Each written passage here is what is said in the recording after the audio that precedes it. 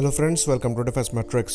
तो जैसे कि हम जानते हैं, इंडियन एयरफोर्स द्वारा कई टाइप के एयरक्राफ्ट डिफरेंट ओरिजिन्स के यूज़ किए जाते हैं। चाहे Su-30 MKI की बात कर लें जो कि रशिया से आता है, चाहे MiG-29 की बात कर लें जो कि अगेन रशिया से आता है, फिर मिराज 2000 की बात कर लें जो फ्रांस से आता है, जैगवार की बात कर लें जो ब्रिटिश और फ्रेंच है, उसके बाद MiG-21 जो कि आने वाले 2 सालों में रिटायर हो रहा है, अगेन रशियन एयरक्राफ्ट है, फिर रफाल जो फाइनली हमने लिया है ये फ्रेंच है। तो करीबन 7 यानी कि 7 टाइप्स के एयरक्राफ्ट हम ऑपरेट करते हैं। तो डिफरेंट टाइप्स के एयरक्राफ्ट के डिफरेंट वेपन पैकेजेस हैं जो कि अगेन डिफरेंट कंट्रीज के हैं। उनके बाद उसके स्पेयर्स चाहे वेपन्स के हों चाहे एयरक्राफ्ट के हों, ये अगेन डिफरेंट होंगे। तो लॉजिस्टिकल नाइटमेयर है ये। और क्योंकि डिफरेंट कंट्रीज से भी हमें यहाँ पर चीज़ें सोर्स करनी है तो ये एक्चुअली काफ़ी एक्सपेंसिव अल्टीमेटली पड़ जाता है। तो parliamentary standing committee on defence द्वारा भी ये सजेशन दिया गया कि इंडियन एयरफोर्स को कोशिश करनी चाहिए कि एक ही टाइप के एयरक्राफ्ट इनके द्वारा ऑपरेट किए जाएं। अगर हम एग्जांपल देखें तो फ्रेंच एयरफोर्स एक ही टाइप का एयरक्राफ्ट फ्यूचर में ऑपरेट करने का प्लान कर रही है, जिसके अंतर्गत जितने भी मिराज 2000 उनके द्वारा यूज़ किए जाते हैं वो रफाल से रिप्लेस किए जाएंगे। क्योंकि आजकल के जो फाइटर एयरक्राफ्ट हैं ये मल्टी रोल परफॉर्म करने में सक्षम है, तो एक ही एयरक्राफ्ट से आप डिफरेंट रोल्स को परफॉर्म करा सकते हैं।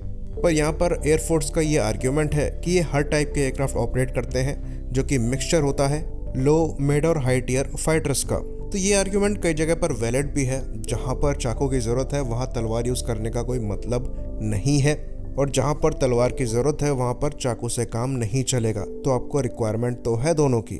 और क्योंकि जो हमारे सिक्योरिटी रिस्क हैं ये फ्रांस जैसे नहीं है, तो फ्रांस की स्ट्रेटजी हम नहीं अपना सकते।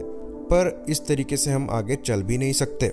अगर हमें फ्यूचर में बड़ी फ्लीट ऑपरेट करनी है और फ्यूचर में 42 स्क्वाड्रन रीच करना है तो हम डेफिनेटली ऐसे आगे नहीं बढ़ सकते। डिफरेंट टाइप्स के एयरक्राफ्ट को लेकर, उनके वेपन सिस्टम्स को लेकर हमारे लिए 42 स्क्वाड्रन ऑपरेट करना बहुत ज़्यादा मुश्किल हो जाएगा।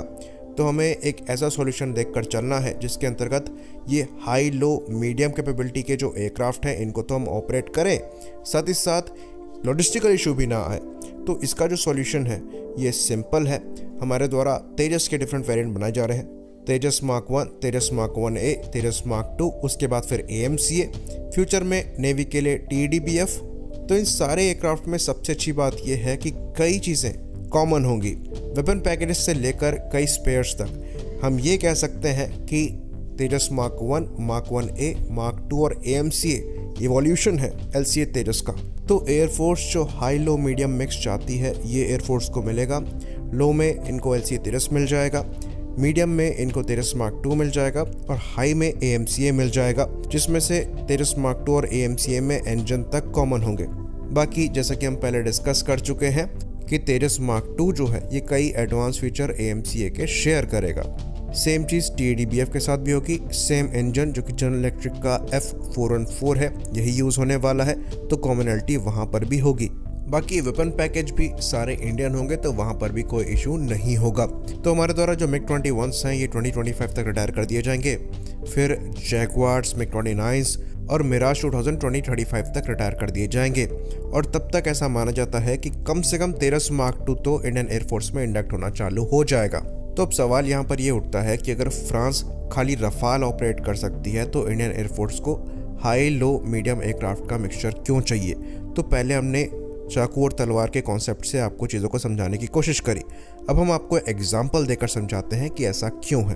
तो जब F-35 का प्रोग्राम स्टार्ट किया गया था तो ऐसा प्लान किया गया था कि इसी एयरक्राफ्ट से सारे रोल जो हैं पूरे किए जाएंगे, इसीलिए 3 वर्जन बनाए गए थोड़े बहुत डिफरेंसेस के साथ, ताकि मैन्युफैक्चरिंग कॉस्ट यहाँ पर कम आए और जो लॉजिस्टिकल इश्यूज हैं ये भी थोड़े कम रह सकें। एक ही फाइटर से मल्टीपल प्लेटफॉर्म्स को रिप्लेस किया जाए। लेकिन जब एयरक्राफ्ट को प्रैक्टिकली यूज़ में लाया गया तो ये देखा गया कि जो रोल F-15 और F-16 परफॉर्म कर रहे हैं, जितने कॉस्ट में परफॉर्म कर रहे हैं, ये F-35 नहीं कर पा रहा है। ऑल्दो स्पेसिफिक रोल्स में ये काफ़ी बेहतरीन फाइटर है, पर F-16 के जितना चीप टू फ्लाई नहीं है, मनोरेबल नहीं है, साथ में F-15 जितने वेपन्स कैरी नहीं कर सकता। तो बॉम्बिंग रन में लिमिटेशंस आ जाती हैं। साथ में नेवी को ये रियलाइज़ हुआ कि जो F-35C है ये FA-18 सुपर हॉर्नेट जितना कॉस्ट इफेक्टिव नहीं है कैरियर से ऑपरेट करना, साथ ही साथ उतने वेपन्स भी कैरी नहीं कर सकता है और उतना रिलायबल भी नहीं है। मरीन कोर के लिए कहा जा सकता है कि उन्हें थोड़ा सेटिस्फेक्शन था, क्योंकि जो F-35B है ये हैरियर के ऊपर एक अपग्रेड था। तो क्योंकि F-35, F-16 या फिर F-15 को रिप्लेस नहीं कर पाया, इसलिए यूएस द्वारा 4.5 जनरेशन एयरक्राफ्ट को देखा जा रहा है F-16 को रिप्लेस करने के लिए। तो हाई लो मीडियम मिक्स जो है ये आपको डेफिनेटली चाहिए, और सिंगल प्लेटफॉर्म से इनको रिप्लेस करने का कॉन्सेप्ट जो हम ये पहले देख चुके हैं, जो कि फेलियर निकल कर सामने आया था, तो वो चीज़ हमें ट्राई नहीं करनी चाहिए। अगर रिक्वायरमेंट खाली पॉइंट डिफेंस की है तो वहाँ पर Su-30 MKI को यूज़ करने का कोई मतलब नहीं है, क्योंकि उसका ऑपरेटिंग कॉस्ट कंपेरेटिवली ज़्यादा होगा। तो पॉइंट डिफेंस के लिए LC तेजस जैसे जो एयरक्राफ्ट हैं ये ज़्यादा सूटेबल होंगे।